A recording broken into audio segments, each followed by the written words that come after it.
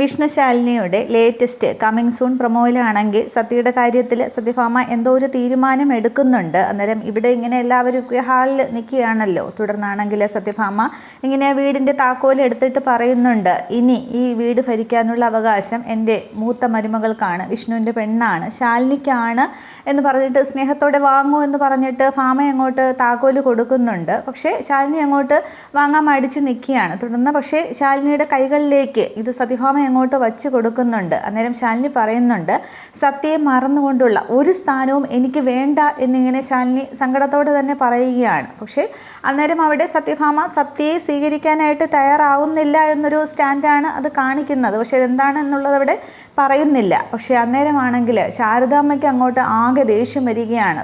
എന്ന് വെച്ചാൽ ശാലിനിയെ മാത്രമേ വീണ്ടും സത്യഭാമ സ്വീകരിക്കൂ എന്നുള്ളൊരു സ്റ്റാൻഡ് തന്നെയാണ് അവിടെ നിൽക്കുന്നതല്ലോ. അന്നേരം ഭാമയോട് ശാരദാമ്മ അങ്ങോട്ട് ആകെ ദേഷ്യപ്പെടുന്നുണ്ട്. നിങ്ങൾക്ക് നിങ്ങളുടെ മകൻ എത്രത്തോളം മുഖ്യമാണോ അതുപോലെ തന്നെയാണ് എൻ്റെ മകൾക്ക് അവളുടെ മകളും എന്നിങ്ങനെ പറയുന്നുണ്ട്. അന്നേരം ഭാമയുടെ മുഖഭാവവും ഒക്കെ മാറുന്നുണ്ട്. ആകെ ഒരു ദേഷ്യത്തിൽ തന്നെയാണ് നിൽക്കുന്നത്. ശാരദാമ്മ അങ്ങനെ കടുപ്പിച്ച് സംസാരിക്കുന്നത് ഭാമയ്ക്ക് അങ്ങോട്ട് തീരെ ഇഷ്ടപ്പെടുന്നുമില്ല. പക്ഷേ ഈ സമയത്തൊന്നും അവിടെ രണ്ട് കുട്ടികളുമില്ല, സത്യയും പപ്പിയും ഇല്ല. അവരാണെങ്കിൽ ആ ടോക്കിംഗ് ഡോളും വെച്ചുകൊണ്ട് ആ മുകളിലത്തെ ബാൽക്കണിയിലിരുന്ന് അവർ കളിക്കുകയൊക്കെ ചെയ്യുകയാണ്. അവർ ഇതിനകത്തേക്ക് വരുന്നുമില്ല. പക്ഷേ ഈ ഒരു സീനൊക്കെ കണ്ടുകൊണ്ടാണ് പിന്നെ സുസ്മിത അങ്ങോട്ട് അകത്തേക്ക് ആ പോലീസ് ചെക്കിങ്ങൊക്കെ കഴിഞ്ഞിട്ട് അകത്തേക്ക് കയറി വരുന്നുണ്ട്. ഇങ്ങനെ കൈയടിച്ചുകൊണ്ടാണ് കയറി വരുന്നത്. അന്നേരം കുറേ ഡയലോഗൊക്കെ സുസ്മിത അവിടെ പറയുന്നുണ്ട്. ശാലിനി ഇങ്ങനെ ചതിക്കുകയാണ്, അനിയത്തിയും ചേട്ടത്തിയും എല്ലാവരും കൂടി ചേർന്ന് ചതിക്കുകയാണ് എന്നുള്ളതൊക്കെ പറയുമ്പോൾ ആരും ആദ്യം അങ്ങോട്ട് വിശ്വസിക്കുന്നില്ല. പക്ഷെ അന്നേരവും ശാലിനിയും ശാരദാമ്മയും ശ്യാമയും ഒക്കെ അങ്ങ് പേടിയോടുകൂടി തന്നെയാണ് നിൽക്കുന്നത്. അന്നേരമാണെങ്കിൽ സുസ്മിത വ്യക്തമായിട്ട് അവിടെ സത്യഭാമയുടെ മുഖത്ത് നോക്കി പറയുന്നുണ്ട്, പപ്പിയും സത്യയും ശാലിനി ഒരേ സമയം ഒരേ ഹോസ്പിറ്റലിൽ പ്രസവിച്ച ശാലിനിയുടെ മക്കളാണ് എന്നവിടെ വ്യക്തമായിട്ട് ശാലിനി പറയുമ്പോൾ ഭാമ ഇങ്ങനെ അന്തം വിട്ട് നിൽക്കുന്നുണ്ട്. വിഷ്ണു ഇങ്ങനെ അന്തം വിട്ടത് കേട്ടുകൊണ്ട് നിൽക്കുകയാണ്. ശ്യാമ ആകെ പേടിച്ച് നിൽക്കുന്നുണ്ട്. ശാരദാമ്മയും ആകെ ടെൻഷൻ അടിച്ച് നിൽക്കുകയാണ്. എല്ലാം കയ്യിൽ നിന്ന് പോയി എന്നുള്ള ഒരു ഉദ്ദേശത്തിൽ നിൽക്കുന്ന ഒരു സീൻ കാണിക്കുന്നുണ്ട്. പിന്നീട് ഒരു സീൻ കാണിക്കുന്നത് ഈ രണ്ട് കുട്ടികളെയും ശാലിനിയാണ് ഇങ്ങനെ ചേർത്ത് പിടിച്ച് കരയുന്ന ആ ഒരു സീനുമേ കാണിക്കുന്നുള്ളൂ. അപ്പോൾ സംഭവം എന്താണെന്ന് വെച്ചാൽ സത്യഭാമയോട് സുസ്മിത ഇങ്ങനെ പറയുമ്പോൾ സത്യഭാമ അത് വിശ്വസിക്കാനായിട്ട് തയ്യാറാകില്ല. പക്ഷേ അത് വീണ്ടും നീ ഇങ്ങനെ ഓരോ കള്ളങ്ങളുമായിട്ടാണ് വരുന്നത് എന്ന് പറഞ്ഞ് സുസ്മിതയെ അവിശ്വസിക്കുകയാണ് ചെയ്യുന്നത്.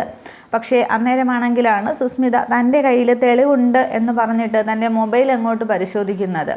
പക്ഷേ അവിടെ ആണെങ്കിൽ സുസ്മിതയ്ക്ക് ആ വീഡിയോ കാണാനായിട്ട് സാധിക്കില്ല. അന്നേരം സത്യഭാമയ്ക്ക് ആ നേരത്തെ ശാരദാമ്മ പറഞ്ഞ ദേഷ്യവും എല്ലാം കൂടി സുസ്മിതയുടെ മേൽ തീർക്കുകയാണ് സത്യഭാമ. അവിടെ സുസ്മിതയാണെങ്കിൽ അടിക്കുന്നുണ്ട്. അടിച്ചിങ്ങനെ റീമേക്കിലാണെങ്കിൽ നല്ല തകൃതിയായിട്ട് അടി കൊടുക്കുന്നുണ്ട്. അതിനുശേഷം ഇങ്ങനെ കഴുത്തിന് കുത്തിപ്പിടിച്ച് മുറ്റത്തേക്ക് കൊണ്ടുവന്ന് തള്ളുകയാണ് ചെയ്യുന്നത്. അങ്ങനെ ഒരു സീനാണ് കാണിക്കുന്നത്. തുടർന്ന് പിന്നെ ശാലിനിയാണെങ്കിൽ മുറ്റത്തേക്ക് വരുമ്പോഴാണ് ഭാമ ചോദിക്കുന്നത്, അല്ല ഇങ്ങനെ സുസ്മിത ഇങ്ങനെ പിടിച്ച് പുറത്താക്കുന്ന സീൻ കാണിച്ചതിന് ശേഷം ഇങ്ങനെ സത്യയും പപ്പിയും കൂടി മുകളിൽ നിന്ന് ഇറങ്ങി വരുന്നുണ്ട്. അന്നേരം ശാലിനി ഇങ്ങനെ കരഞ്ഞുകൊണ്ട് നിൽക്കുന്നത് സത്യ കാണാതിരിക്കാനായിട്ട് ശാലിനി ഒരുപാട് ശ്രമിക്കുന്നുണ്ട്. അന്നേരം നമുക്ക് പോകാമെന്ന് പറയുമ്പോൾ ഇത്ര പെട്ടെന്ന് പോകുന്നോന്ന് സത്യ ചോദിക്കുമ്പോൾ ഇല്ല പോകണം എന്ന് പറഞ്ഞിട്ട് സത്യയും വിളിച്ചുകൊണ്ട് ശാരദാമ്മയും വിളിച്ചുകൊണ്ട് അവിടെ നിന്ന് ഇറങ്ങുകയാണ് ചെയ്യുന്നത്. അവിടെ നിൽക്കാതെ സത്യ അവിടെ അംഗീകരിക്കാത്തിടത്തോളം കാലം ശാലിനിയും അവിടെ നിൽക്കില്ല എന്നുള്ള ആ ഒരു സീൻ തന്നെയാണ് പറയുന്നത്.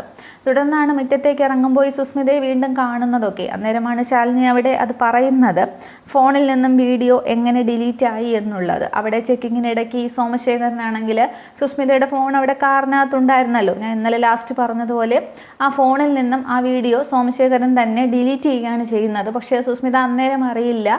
ഇവിടെ ഇപ്പോൾ ശാലിനി പറയുന്ന ശേഷമാണ് സുസ്മിത അറിയുന്നത്. പക്ഷേ അടിയും കൊണ്ട് നിൽക്കുന്ന സുസ്മിതയ്ക്ക് പിന്നെ അകത്തേക്ക് കയറിയ തെളിയിക്കാനായിട്ട് സാധിക്കില്ലല്ലോ. അതുകൊണ്ട് സുസ്മിത അവിടെ നിന്ന് പോവുകയാണ് ചെയ്യുന്നത്. ശാലിനി ഇങ്ങോട്ടത്തേക്ക് വീട്ടിലേക്ക് വരികയാണ് ചെയ്യുന്നത്. പക്ഷേ അത്രയും നേരം ഉണ്ടായ സന്തോഷമെല്ലാം അവിടെ അവസാനിക്കുകയാണ് ചെയ്യുന്നത്.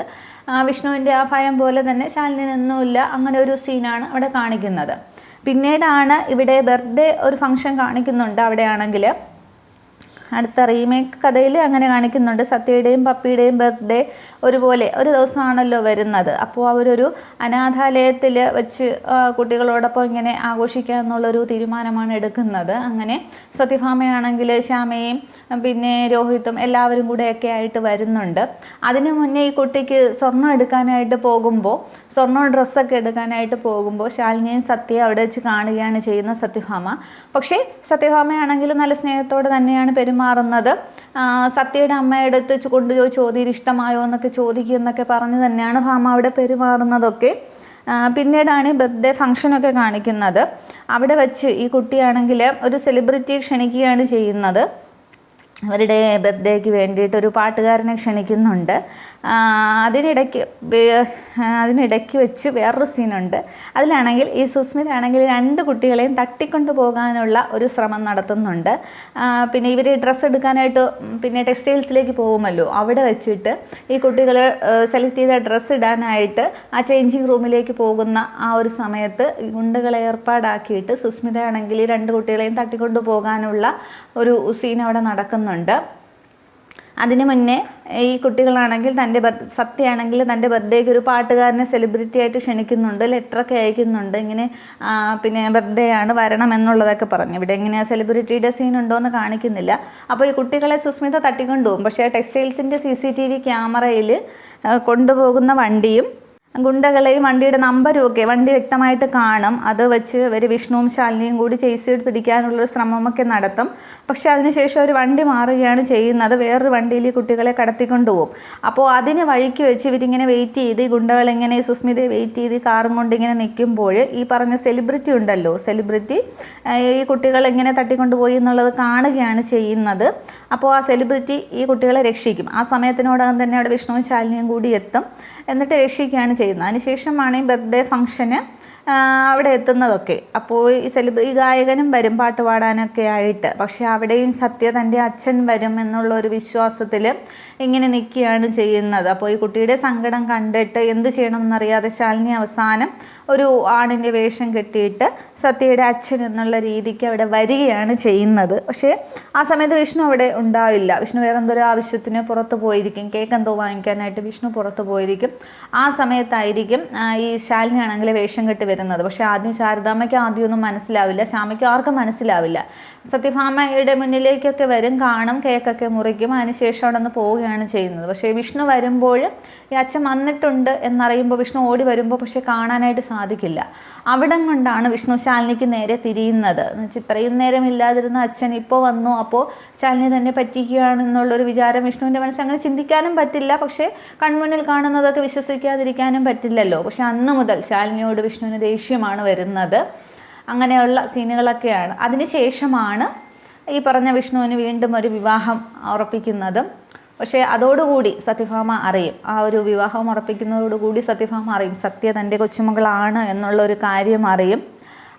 അതിനുശേഷം ആ ഡോക്ടറാണ് സത്യഭാമയുടെ കാര്യങ്ങളൊക്കെ പറയുന്നത്. പണ്ടത്തെ ധന്യ ഡോക്ടറാണ് കാര്യങ്ങളൊക്കെ പറയുന്നത്. അതൊക്കെ ഇനി വരും എപ്പിസോഡുകളാണ്. അതൊക്കെ എത്താനായിട്ട് കുറച്ച് ടൈം എടുക്കും. എന്തായാലും അടുത്ത ഇനി അധികം എത്താൻ പോകുന്നത് സത്യഭാമ സത്യങ്ങൾ അറിയുന്നത് തന്നെയാണ്. അതിനുശേഷം കുറച്ച് എപ്പിസോഡ് കഴിഞ്ഞിട്ടേ വിഷ്ണു അറിയത്തുള്ളൂ. അതൊക്കെ കാണാം. Okay, thank you.